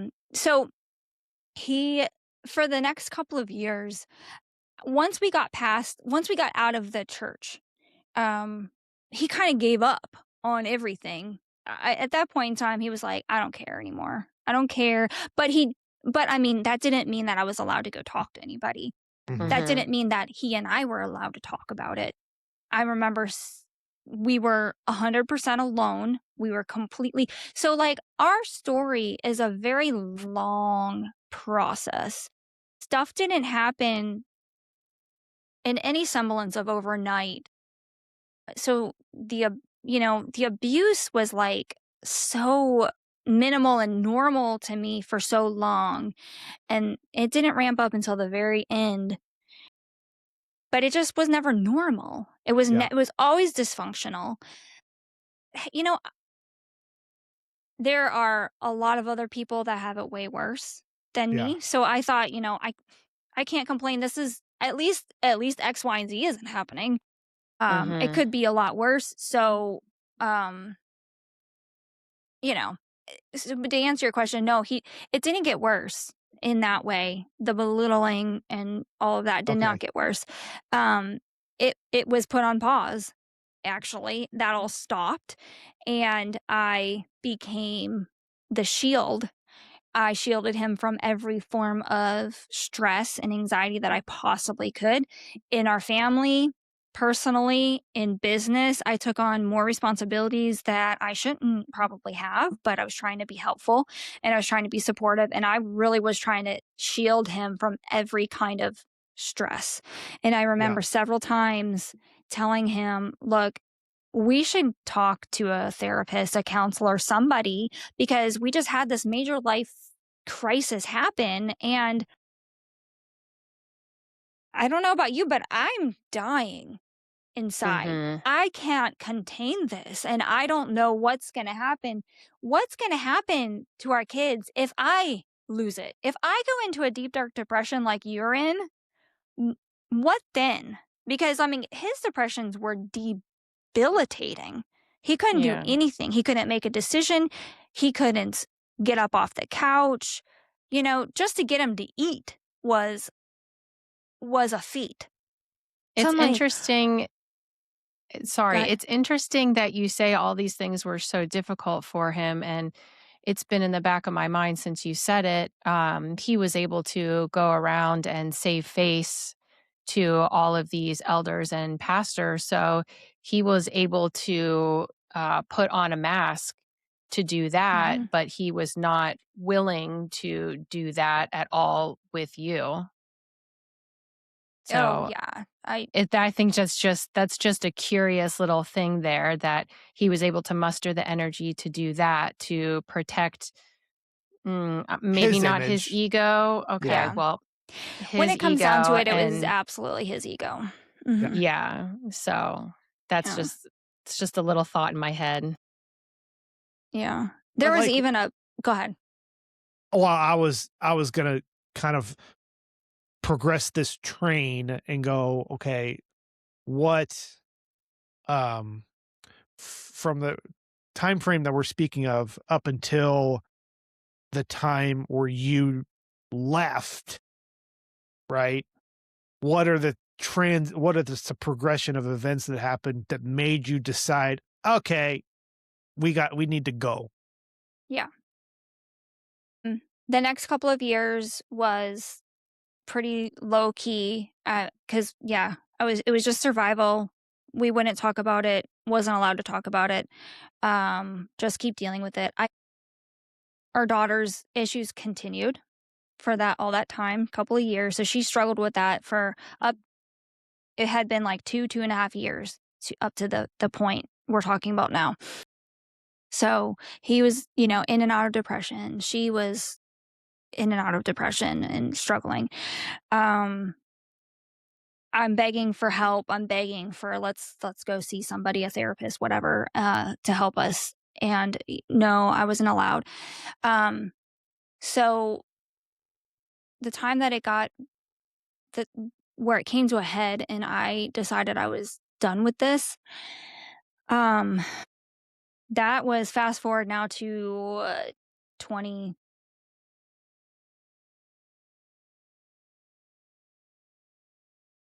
where some stuff had been 2015, 2016.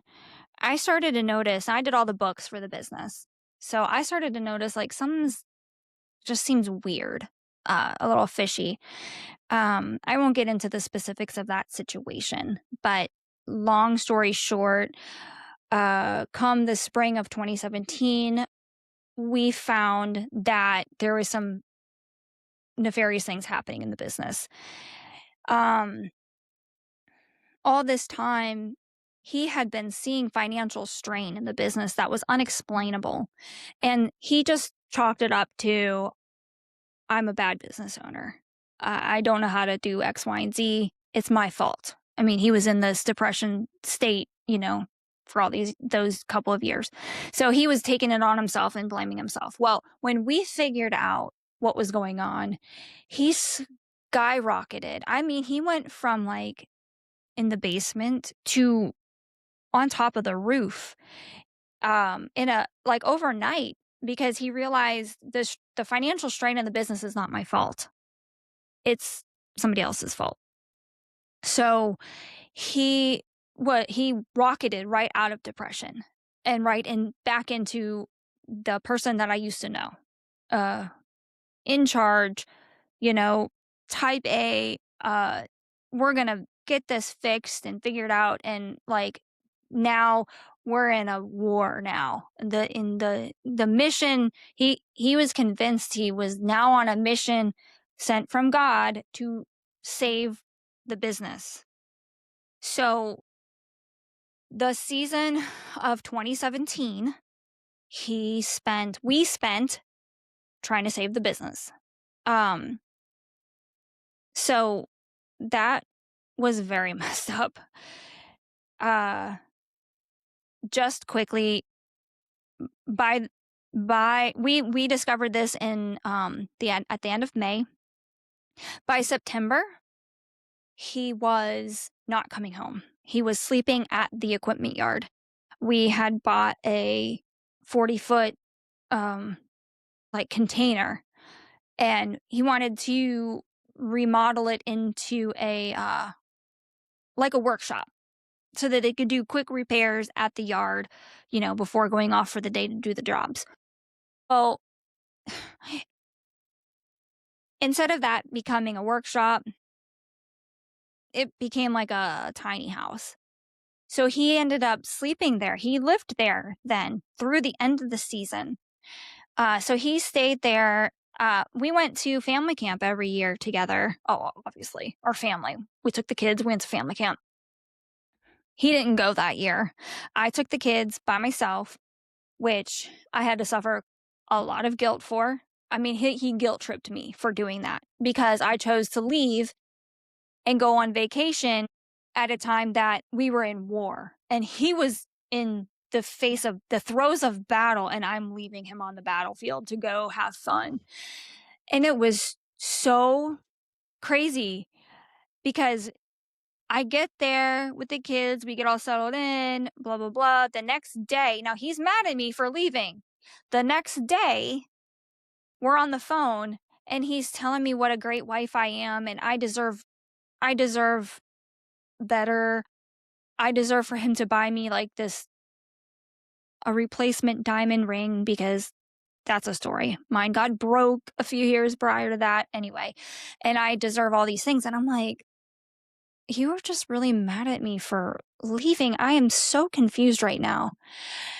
I think that time period was when that kind of stuff started happening. That whole 2017 year was when that kind of up and down, back and forth, one way 1 minute, the next minute you're a different way, it kind of started. So after that, I decided that I was going to do my best to be at the yard with him, working on things as much as possible. I was going to be present on the battlefield, helping to save the business. So what I would do, now mind you, I worked for the business. I handled everything in the office. So I would finish my work around 4-ish. I would stock the freezer with stuff that was easy for my oldest children to prepare. So, frozen pizzas and things like that. Yep. And make sure they were all set up for school the next day. I would take the youngest, who was 3, 4 at the time, to the equipment yard. We would then work on whatever project he deemed necessary until dark, and then, have dinner in the tiny home. We would go to bed. Our youngest would sleep on top of me because we didn't have we had 2 cots to sleep on. So she slept on top of me. 6 o'clock in the morning came. And I packed her up and we drove back home to pick my oldest daughter up to go to school. And then I would go to work and do it all over again. And we did this. I stayed home 2 nights a week. And then And one of those nights was I spent the whole weekend at the yard. Gosh, I spent two nights home a week. And the entire weekend I was at the yard with him. And then three days a week out of the work week, I was there at the yard. Mind you, my daughter's still struggling with her own mental health stuff. At some point, I find out why she's struggling. Oh my goodness. So that was a hard thing. Had nothing to do with my husband, just in case anybody was thinking that. So where am I?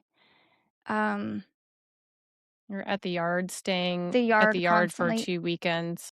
Yeah. So that went on from, I don't know, mid-September-ish through the end of the season, which we had a long season that year. The snow held off until about the second week of December. So that ended that. And at the end of it, he had spent so much money saving the business that, and the whole time we struggled to pay our vendors. So we got most of them paid, but like the main vendor, our concrete supplier, we had a very good relationship with them. They worked with us. They trusted that we would pay them. So at the end of that, we owed them a lot of money, way too much money that we can possibly pay them, in like, that winter. Yeah. So they needed the money. So we went and we tried to get a business loan. Well, we were turned down. At that point that we were turned down, he knew this is it. The business is done. There's no saving it. So that spiraled him back down into depression. I mean, it's not like he wasn't already in it, but like that, he hit another rock bottom at that point. That winter, I'm like, okay, well, we're going to do this again. So that winter was when I really, I went through a roller coaster that winter. But come spring, we planned on going. He got back with his partner. We kind of rallied. We were like, well, the only option we have is to do another season and work our butts off to try to pay off this debt. The supplier was willing to work with us. So we made a plan, the three of us. And we started and back into business. Well, 2 weeks into it, the sales guy quit. So now this is more added on to my husband that he's going to have to do. I couldn't sell. His partner couldn't sell because he had to run all the projects. So I knew this was going to be a problem. He did it for about 2 weeks and then just stopped showing up to clients' houses. And, I'm fielding the phone calls and I'm trying to give decent excuses, trying to reschedule. After a couple of days of this, I was like, yeah, sounds like, what's your plan here? And up until this point, so much had been put on me that I was not equipped to handle. I was not equipped to carry. Didn't have the authority legally to do anything about it. So, I was at the end of what I could possibly give. And when the sales guy quit, I was like, you know what? I am done with this. I am not doing this anymore. I'm not fielding the phone calls anymore. I'm not making excuses for you. I'm done with this mask. I don't care how mad you get at me, but I'm letting people know that I am dying. So I started, that's when I was texting you, Steph, on Snapchat saying like, Yep. please don't tell anybody what was going on. I was like during this time, and I was using Snapchat specifically because I knew the messages disappeared because I was afraid that if he got a hold of my phone, he would see that I was talking to somebody else about this and I would get into big trouble. So, we were Snapchatting. I started calling our dad. I called him one day and I was like, this is what's going on. This is what's been happening for the past 18 years. And I kind of just brought him up to speed. That was a big bombshell for him because he didn't know Mm. any of this. He didn't know that I was suffering these things for all this time. And I feel bad because to this day, he still blames himself for not seeing anything and just thinking that things were good when they weren't. And his daughter was being treated the way I was being treated. And I'm like, it really wasn't his fault because we lived 15 hours apart and I didn't ever talk to him. Yeah. So I started talking to him. I, mind you, was left out of this whole thing. Yes, you were. There was something that I just had in my mind that I forgot. I forget what I was just going to say. It was pretty pertinent though. You're saying Oh, Snapchat, and then you were. No, I remember now. In January of this, so even before we had the powwow. Let's go back into 1 year, one more season of business. January, I was desperate again. I got in touch with our old pastor at our home church that we had left years before for the little church. I called him and I was like, look, I know we haven't talked in many years. This is what's going on. I had to give him a 30,000 foot view, like 10-minute synopsis of what had been going on. At this point, my husband had been drinking for the winter. That winter he really, the summer that we were saving the business, we were drinking. But it wasn't anything big at that point. But like when it came to the winter, he started out drinking to try to go to sleep. And it wasn't a big deal, really. But it became progressively worse. And he stopped eating. He was just drinking these sugary alcoholic drinks to go to sleep. No food. I managed to get him to drink water. But he was just completely destroying his health. He already was struggling. He was already pre-diabetic. I knew he was just completely trashing any leftover health he had. And he was getting really weird with the alcohol. Really weird. Hold on. I just epiphany moment. Because I know this story and it just dawned on me. So riddle me this. First of all, was the drinking, did he actually sleep? Not really. Sometimes he would tell me he would get an hour or 2 hours of sleep. And then the nightmares would set in and he would wake himself up. Okay. I asked that because I'm thinking like, okay, if like drinking some sugary drinks, I'm assuming Mike's Hard Lemonade or something like that would help him get him an hour or two of sleep. Strong prescribed sleep medication didn't help him sleep. Tells me, well, I don't want to assume anything, and I don't want to, I don't want to assume anything, but what that tells me is that all the junk, the depression things way back in the day, I don't know. Again, I don't want to say this is what it is. This is just my thoughts. All that depression back in the day was self-induced. The fact that sleeping pills didn't help him sleep, and yes, insomnia is real and all that, but yet some Mike's Hard Lemonades give you an hour, 2-3 hours of sleep versus like medicated sleeping pills. Like there's that's just something in the story that smells fishy to me. Yeah. Probably, but I wouldn't be able to tell you what that is. I don't think it. Well, when you say self-induced, like he didn't choose it, that was for sure. Like he didn't do it on purpose, and I know he didn't fake it. But self-induced, as in there's something else going on, probably because I'm convinced there was some kind of mental health struggle going on that he didn't want to face up to and didn't want to get help for. And because he didn't get help for it, it just progressed into this monster. So yes, he started out with Mike's Hard Lemonades. That's what it was. It wasn't only that. It was some other stuff. I would find bottles of other things. I wasn't super concerned about it at first, but then he started acting really weird. At one point, he chased me around the house. Like fun chasing, I'm gonna get you. Oh, no, not fun at all. It was like, it wasn't angry. It was like desperate. He was begging me to go get more. And I kind of like put the kibosh on it. I was like, no, this is not helping. This isn't working. It's not working. You're not sleeping.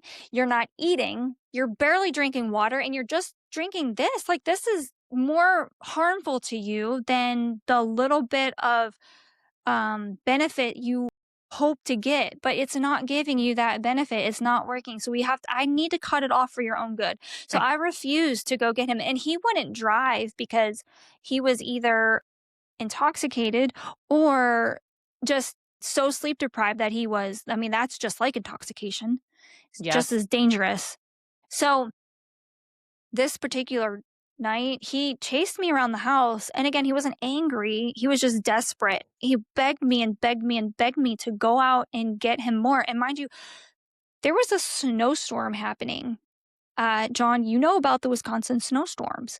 So middle of January, snowstorm happening. I'm like, dude, there's a blizzard going on. You want me to leave this house and go down the street? Well, it's only a few minutes down the street. Yes, the grocery store and the gas station were 5 minutes away. Straight shot, pretty much. But anyway, yeah, I just said, no, I'm not doing this anymore. I'm not getting you anymore. And he started to get in the car to leave. So I stopped that and I went ahead and I got him some, because what else was I going to do? But that was the first time, and I thought this was really strange at the time. Now looking back on it, after, this kept happening at your house, that was the first time he put his hands on my neck. And he didn't at all apply pressure of choking. It was more, at the time, I kind of saw it as like a plea, like he was being like kind of endearing. I don't know. It was weird. Like just kind of grabbed my neck and was like, please, honey, please do this for me, but it was just weird. He had never grabbed my neck like that before. But it was in a choking way, but he wasn't doing anything like choking at all. I just thought that was really strange. And it kind of freaked me out because I was backed into a corner when he did this. And I just thought, well, what would have happened if I had stuck to my guns and I kept refusing at that point? What would he have done then? But I didn't. I agreed. And so this happens. I call the pastor. I'm like, I don't know where else to turn. We have nobody. Yeah. Nobody. We have nobody. And so he tries stepping in. He gets us, and of course he had to beg him to come into his office so that we could talk face to face. So we did this. They wanted desperately to help us. They loved us. I mean, we went to their church and was very active for 15 years prior to that. So they genuinely wanted to help. They said, we will pay for your first few counseling sessions. The church will pay for this just to kind of get you going and then get you to a place where you can take it over. So if they were going to pay for a good 3-4, maybe. So we met with a Christian therapist who also had a background in psychology, which is kind of a unicorn. And so I was happy for that. He also had a PA that was very good with the medicine. And so the church recommended this organization because they had success with other members of the church and even some other staff members. We went there one time, and at this point, I just laid it out. I'm like, this is what's happening. This is where I'm at. This is where I've been for the last few years. I can't do it anymore. And if something doesn't change, and I mean now, if I don't see positive steps in the right direction, I'm leaving. And I'm going to go to my family's house in Pennsylvania and just clear my head. I will leave like next week if something does not start happening. Well, he took that as, we left that session and he kind of just looked at me and he was like, "Are you happy now? I did it. I checked the box for you. Are you happy?" I'm like, that's just the start. Like, we have to go back. Like, that's not just like what? And he just, for the rest of the ride home, he just told me about how mean I was in that session, how I bashed him and how I tore him down so much. I'm like, dude, I did not put him down. I did not bash him at all. I told the therapist what was happening, and I was very fair. I even said, because of X, Y, and Z that were out of his control, like stuff that happened with the business and the prior church, because of these things, and the biological whatever that was going on, the depressions, the insomnia, all these things that were outside of his control, we're at the place that we're at. And I thought I was very fair in that. I wasn't blaming it on him. I wasn't saying that he was a jerk. And that, I wasn't saying he didn't love me. I mean, I just wasn't being that. And he just told me the whole ride home about how mean I was and how he's not going to do that again. Well, and he didn't. He did not go back to the follow-up appointment. He was supposed to go and meet with the PA to try to get some medication to help balance him out so that the therapist said, we need to plug the holes in your bucket before we can start pouring water into it, which made perfect sense to me. Right. Yeah. So he did not go back. I had already been talking to Dad about leaving, at least just for the summer. I just wanted to get away for a while. I needed to clear my head. So, I worked out with Dad and to just come for the summer. I had to wait till the kids were done with school. Man, I was tempted to just pull them out of school and go, but I waited. Our middle child was involved in a program at school that he was like very dedicated to, and he had a team. I didn't want him to have to let the team down. Yep. So we finished out the school year, but like the day after school ended, we packed up and we left. And I gave him warnings. I told him in that therapy session we were about to leave if something didn't change. The day or two before that, I said, I'm serious. You need to talk to somebody. If you're not going to go back to see that therapist, then you need to start letting your family help. Like, let your brother come over and support you. I don't care who you talk to at this point, but I'm not doing this by myself. And if you want to keep going down this road and keeping us on an island, you're going to have to do it by yourself, because I'm going to die. And then our kids will have nobody. Yeah. So at that point, I did pack the kids up and we left. Yeah. And we're going to pause it there because believe it or not, like everything that we've talked about up to this point has just been the build up. Like this is just the build up. We haven't even gotten to the juice yet. Yeah. So, but the long form, the story, yes, it's a long one, needs to have context to it in order to understand kind of and start to see the patterns of, and this is a perfect use case for like somebody who maybe started out not a narcissistic pile of garbage, coercive, manipulative control, just a normal dude, and how life progresses and life keeps going and things happen. And of course there are ups and downs and highs and lows, but if you never address those things, and if you think you could just do it alone and you never seek help and all that, things just get worse and worse and worse. And habits change and behaviors change and all of this changes for the worse.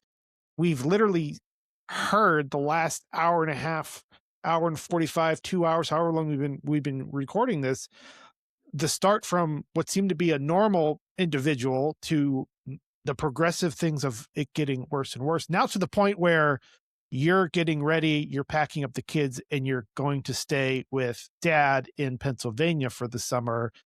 and then things just start like going downhill from there. And we're gonna get into that. We're gonna pick that up in the next episode. So like I want to say like, so thanks for having the courage to share all of that. I know, we're going to have friends and family that watch this that may have no clue about any of this, and their eyes are going to be like, whoa. So that does take courage, and that does take strength. We're, like I said, we're only halfway through the story, and, this is just to build up. So next, we're going to pick up where we left off when Jenn left Wisconsin to stay with our parents. And like I said, things kind of went downhill from there. But if you're watching this or if you're listening to this and like some of this story has resonated with you, maybe some of the things sound pretty familiar, just go ahead and either shoot us a DM, drop a comment down below. We'd love to hear from you. Share it out if we need these. Somebody needs to hear this because somebody is going through the exact same things that Jenn has gone through in the past at different stages. So I want to say thank you guys for watching. Once again, my name is JT. I'm here with my sisters Jenn and Steph, and this is the Fortified Podcast. We will see you in part 2 of this episode. Thanks, guys.